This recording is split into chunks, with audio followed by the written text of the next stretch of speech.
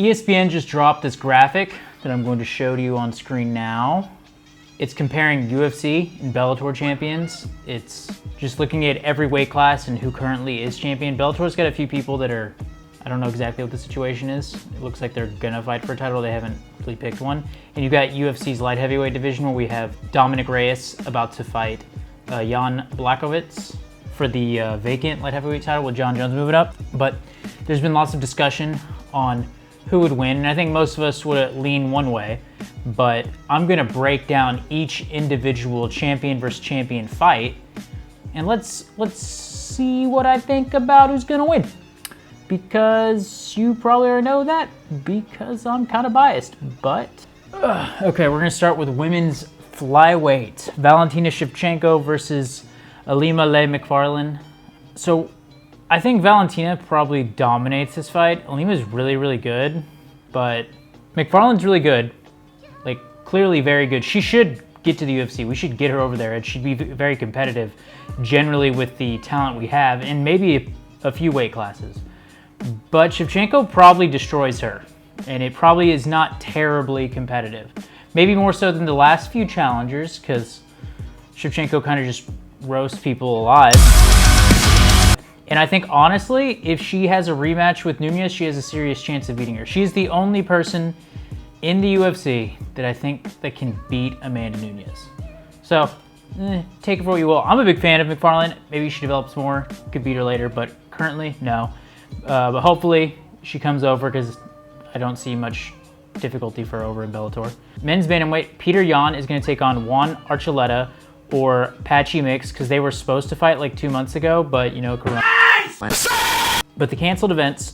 Now, men's bantamweight. I'm gonna be honest, I don't know tons about Patchy Mix. I watch a lot of Bellator, not super familiar. Juan Archuleta looks pretty good, but by no means do I think he would beat Petr Yan. Even though if you watch channel, you know I'm not particularly high on Yan. Like, he's great, but I'm pretty confident he's gonna lose his title when he fights Aljamain, which it seems is about to happen finally.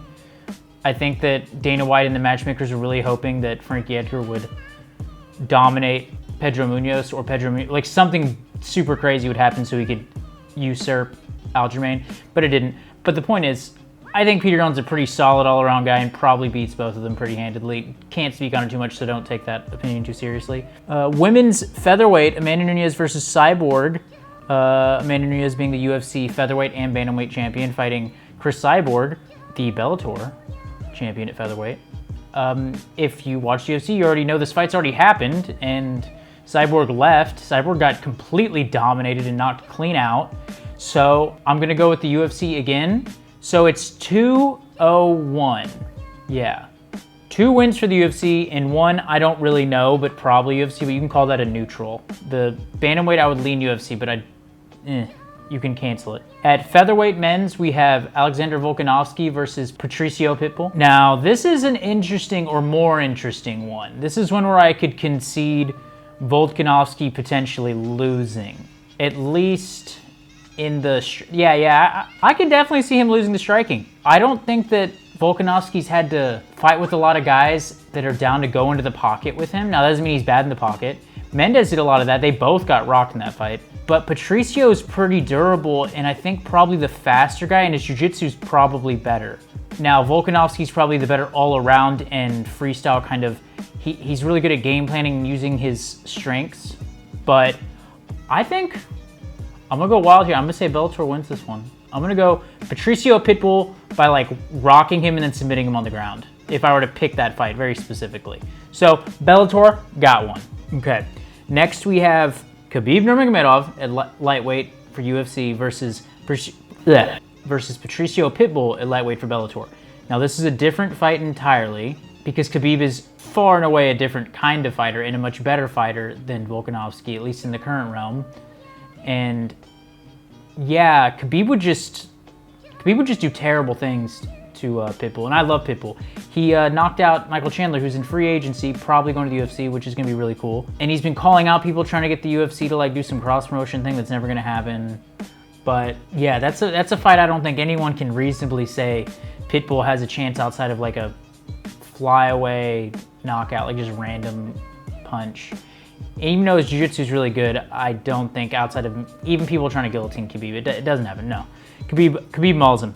Kamaru Usman versus Douglas Lima at welterweight for men's, Usman being the UFC's welterweight champion, and Lima being the welterweight champ in Bellator. Now this is an interesting one. Lima really made me respect him a lot more with the Rory McDonald fights. Or was that at middleweight? I can't remember. I think that might have been middleweight. But regardless, he fought him, and it made me respect his level a lot more. But what we saw in that fight is he does have a weakness for wrestling, and Kamaru Usman's game is wrestling.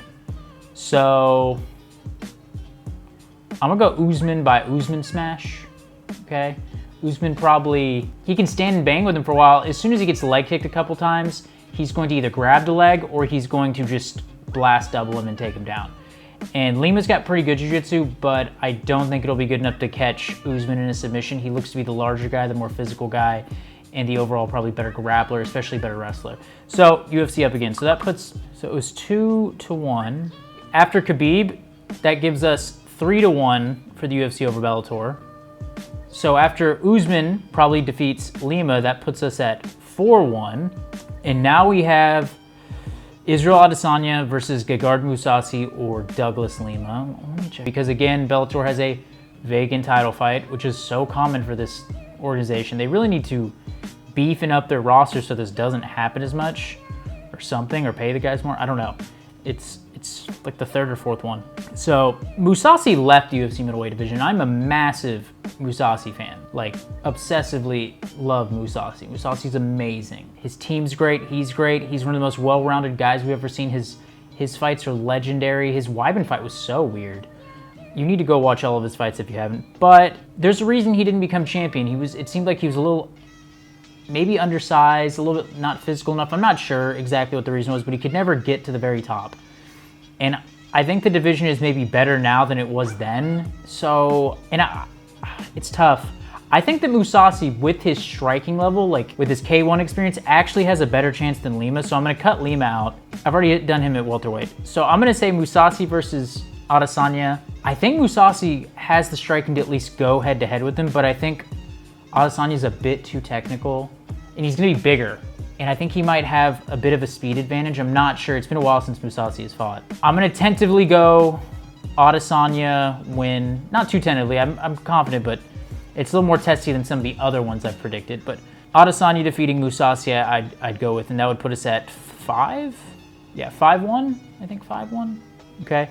And next now the UFC's vacant title, we have Dominick Reyes or Jan Blachowicz at light heavyweight for the UFC against Vadim Nemkov, who just won the belt over Ryan Bader just recently. And I'm gonna have to predict the other fight first, I guess. So I'll go with Dominick Reyes probably beating Yohn. I think he's pretty consistently the better fighter. Could lose by like a random knockout, but I think Reyes will probably win that fight pretty handedly. Nemkov is interesting because he's got power and he's a pretty dynamic fighter overall, but Reyes has this ability to just raise to the level, and his striking has gotten so good, and I don't think Nemkov can take him down consistently. If Jones couldn't, and Reyes was able to hang with him physically for most of it and rarely get taken down, I don't see Nemkov offering that. So, as someone who's been big on Reyes for a while, I'm gonna stay big on him and go Reyes by TKO. Yes, so that should put us at 6-1, I think. Yeah, I think 6-1. And then we have heavyweight, Stipe Miocic for the UFC, who just defeated Daniel Cormier in a very interesting fight against Ryan Bader, who just lost at light heavyweight. So it's wacky again. Ryan Bader, I love him. I've been a fan of him. He just keeps, very unlucky fighter to me. It's a shame in some regards, but I don't see in what world, outside of just a random punch, that he has a serious chance against Stipe Miocic.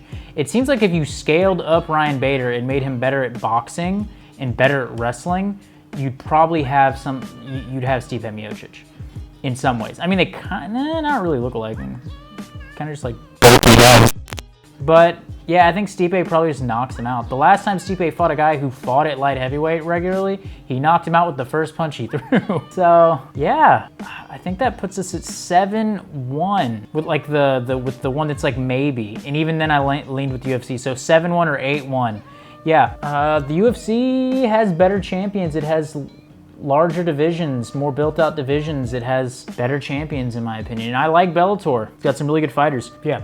To conclude, I think that Bellator, to keep up with the UFC, right? Instead of just being consistently second tier, and it doesn't have the interest and intrigue and mystique that Ryzen has. The atmosphere, if you've been to a Ryzen event or seen it, Bellator does not have that. And it's the talent level of Ryzen is comparable to Bellator, if not better in some weight classes, but it's way more fun and its entertainment value is it's a different animal. Bellator needs to invest and start trying to pull more guys from the UFC.